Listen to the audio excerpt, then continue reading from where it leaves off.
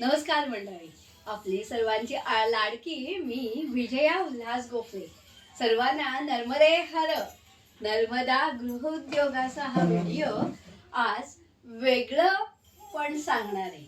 आज मी माझ्या माहेरी तुम्हाला घेऊन जाणार आहे। पनवेल तालुक्यात एक छोटंसं टुमदार गाव आहे गुळसुंदे। तिथे स्वयंभू सिद्धेश्वराचं मंदिर आहे आणि सिद्धेश्वर मंदिराच्या समोर अगदी चिरेबंदी छान असा घाट आहे। लहानपण माझं त्या घाटावर पोहण्यात गेलं नदीत। पाताळगंगा नदी आहे आणि चिरेबंदी घाट, काय त्याचं सौंदर्य म्हणून विचारता आम्ही लहानपणी सुट्टीत मे महिना पूर्ण पोहायचो। या तीरावरून त्या तीरा पलीकडे कराड गाव आहे छोटंसं, तिथे जायचो आणि सगळी गावातली मुलं पाहुणी, कुणाला पोहता येत नाही असं नव्हतंच मुली, आणि सगळी खेळीमेळीनी पोहायचे। करवंद खायची, कैऱ्या पडायच्या, चिंचा आमच्या दारातच होत्या आणि आंबे होते चिकान। त्यामुळे लहानपण अगदी मौज मजेत गेलं। आणि आम्ही संध्याकाळ झाली की रेडिओ ऐकायचो, छायागीत वगैरे अशी गाणी ऐकायचो संध्याकाळची, आणि शेकोटी पेटवायचो। थंडीच्या दिवसात नदी किनारा असल्यामुळे थंडी खूप असायची, मग आम्ही शेकोटी पेटायचो। गावातील मुलं आणि मुली एकत्र जमून शेकोटी रात्री पेटायचो आणि अर्धा पाऊण तास गप्पा मारायचो। तेव्हा गप्पा फक्त चांगल्या प्रकारच्या गप्पा, म्हणजे तिथे छेडछाड असं हल्लीचं सारखं काही नव्हतं। आणि असं करत आमचा संध्याकाळ एक छान जायची। शनिवारी संध्याकाळी वगैरे असा कार्यक्रम आम्ही करायचो। त्याची आठवण म्हणून आम्ही यावेळेस पोपटी करण्याचं ठरवलं आणि माझ्या माहेरी आम्ही पोपटी केली। पोपटी म्हणजे काय तर ह्या दिवसात, थंडीच्या दिवसात वाल चांगला तिथे येतो। वालाच्या शेंगा खूप असतात आजूबाजूच्या गावात। आमचंही शेत होतं, पण आता शेत आहे अजून, पण वाल काही तिथे होत नाही, पण आम्ही विकत आणून वाल, माझ्या मैत्रिणीच्या शेतात वाल व्हायचा नेहमी, आणि तिथे शेंगा काढायला आम्हाला ह्या सगळ्या आठवणी आल्या आणि म्हणून आम्ही पोपटी करायचं ठरवलं। आणि माझ्या माहेरी पाटणकर माझं माहेरचं आडनाव आहे, आणि पाटणकरांच्या घरी आम्ही संध्याकाळी 6 नंतर जमलो। गेल्या आम्ही देवळात गेलो आणि नदीची वर जाऊन दर्शन घेतलं शंकराचं, रामाचं। देवस्थान खूप मोठं आहे तिथे, देवीचं देऊळ आहे, राम सीता आणि मारुतीचं देऊळ आहे, विठ्ठल रखुमाई आहे आणि शंकर, असं देवस्थान आमचं तिथे गुळसुंद्यात आहे। मोठा चैत्रात उत्सव सुद्धा होतो। चैत्र शुद्ध प्रतिपदेपासून ते हनुमान जयंतीच्या दुसऱ्या तिसऱ्या दिवशी नाटकाची सांगता होऊन तिथे उत्सव साजरा केला जातो। त्या उत्सवाला सगळे पाहुणे गावातले बाहेर गेलेले येतात आणि मौज मजेने आम्ही तिथे आनंदात येतो, राहतो, आणि जेवण देवळाशीच असतं, त्यामुळे खूप मजा येते। तर असा हा आमचा पोपटीचा कार्यक्रम गुळसुंद्याला माझ्या माहेरी भावाकडे गोविंद पाटणकर आणि गिरिजा पाटणकर यांच्याकडे केला होता। सर्वांनी आनंदाने आम्ही तिथे जमलो आणि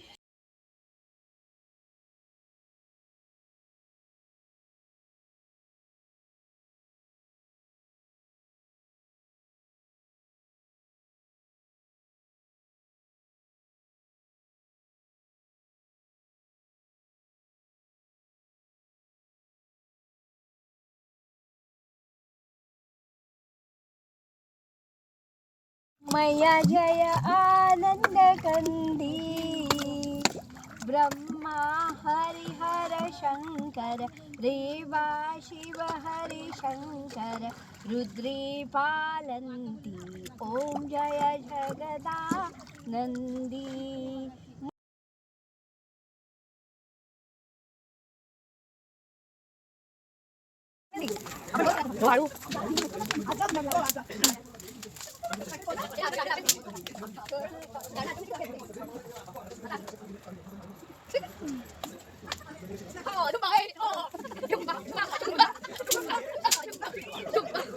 ठुमक ठुमक जानिया माये दे नाल, ठुमक ठुमक जानिया माये दे नाल, ठुमक ठुमक जानिया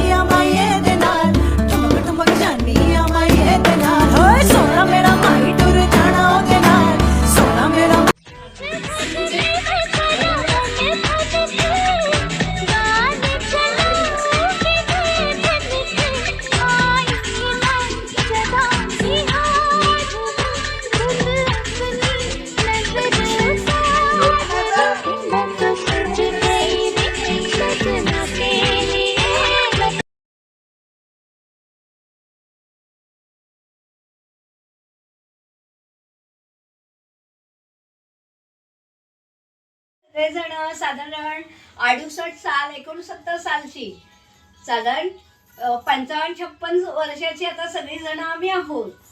तर असं सगळे एकत्र जमलो होतो आणि पोपटी करायचं ठरवलं. पोपटीसाठी लागतात वालाचा शेंगा, मक्याची कणसं आणली, मटारच्या शेंगा आणल्यात आणि कोळा नारळ असतो त्याची खुर्ड्या, नारळ तिथे टाकायचा अख्खा आणि तो भाजून त्या पोपटीत माठ म्हणजे मडकं असतं मातीचं, ते भरायचं असतं. त्यात भांबुर्डीचा पाला हा औषधी असतो आणि त्या माठामध्ये भांबुर्डीचा पाला आणि ह्या शेंगा, थोडं मीठ आणि पाणी शिंपडून, कांदा बटाटा, ही शाकाहारी आम्ही सगळे त्यामुळे शाकाहारी पोपटी होती. मक्याची कणसं आणि त्या शेकोटीमध्ये हे मडकं बांबूच्या काठ्यांवर उपडं घालून ठेवायचं आणि एवढी धग लागायची तिथे शेकोटी पेटली, थंडी आपली पळून जाते आणि त्या शेंगा वाफेवर उकडल्या जातात, वाफळवल्या जातात आणि त्याची चव अप्रतिम लागते. आणि आम्ही तिथे त्या पोपटीच्या भोवती नाच केला, नमस्कार केला, अग्निदेवतेला साक्ष म्हणजे नमस्कार का करायचा, तो अग्नी आपल्याला नेहमी भोजन आपण त्याच्यावर शिजवतो म्हणून शेकोटी ही आपल्या अग्निदेवता ही महत्वाचे आणि म्हणून तिथे आम्ही पोपटी केली. रात्री काहीही होत नाही, एवढ्या ज्वाळा होत्या, पण तो आपलं रक्षण करतो आणि थंडी कमी व्हावी आणि थंडीचा काही त्रास होऊ नये म्हणून ही पोपटी केली जाते. आणि पोपटी न खाल्ली आणि नंतर जेवण होतं. जेवायला पण सुरेख भाकरी, एक रसाची भाजी, भात, आमटी, मिरची खारातली आणि लोणचं, पापड, मिरगुंड असा बेत, छानसा बेत केला होता. आणि सगळेजण तिथे आम्ही गप्पा मारल्या. काही आम्ही औत्सुक लहानपणीचा एक नाच केलेला आहे, काही रील्स केली आत्ताचं सुद्धा त्याच्यात घेतलेलं आहे पोपटीमध्ये. आणि गाव सुद्धा खूप चांगलं आहे, आमचं घर मोठं आहे आणि त्यामुळे सगळेजण आम्ही आनंदात तिथे पोपटी साजरी केली. असं हे गुळसुंदा गाव आणि गुळसुंदा गावाचं वैशिष्ट्य आहे कर्नाळा किल्ला.